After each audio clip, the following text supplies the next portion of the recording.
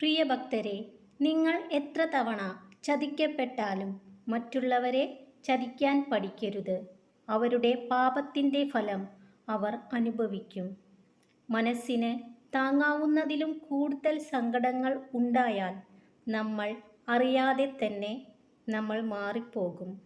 വെറുപ്പും ദേഷ്യവുമായി അത് പുറത്തേക്ക് പ്രതിഫലിച്ചു എന്നു വരാം. അല്ലെങ്കിൽ മൗനം കൊണ്ട് സ്വയം കീഴടങ്ങും.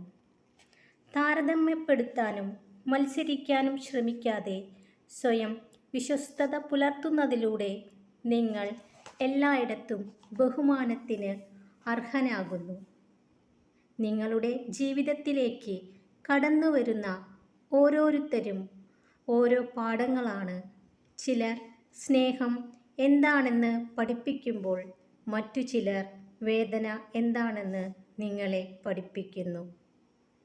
മറ്റുള്ളവരെ പോലെ ആവുക എന്നതല്ല, നിങ്ങൾ എങ്ങനെയാണോ അതിൽ നിന്നും കുറെ കൂടി മെച്ചപ്പെടുക എന്നതാണ് നിങ്ങളുടെ ജീവിത ലക്ഷ്യം ആവേണ്ടത്.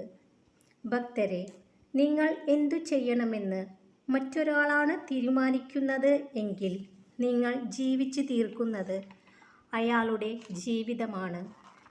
നിങ്ങൾക്ക് സ്വന്തമായി ജീവിക്കണമെങ്കിൽ തീരുമാനങ്ങളും സ്വന്തമാവണം.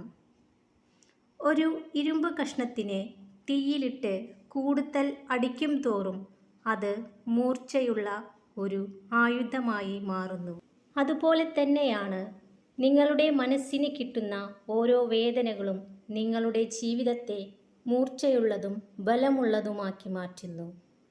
നിങ്ങളുടെ ബലഹീനതകൾ മറ്റുള്ളവരോട് വെളിപ്പെടുത്തരുത്.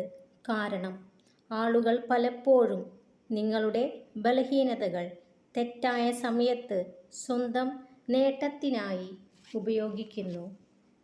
ഒറ്റപ്പെടൽ ഒരിക്കലും ജീവിതത്തിലെ ഇരുട്ടല്ല, പലരെയും തിരിച്ചറിയാനുള്ള വെളിച്ചമാണ്. ഭക്തരെല്ലാം എപ്പോഴും സന്തോഷമായിട്ടിരിക്കുക. നിങ്ങളുടെ ജീവിത ലക്ഷ്യത്തിലേക്ക് നടക്കുക. ആ യാത്രയിൽ മഹാദേവൻ്റെ അനുഗ്രഹം എന്നും ഉണ്ടാകും. ഓം നമഃ ശിവായ.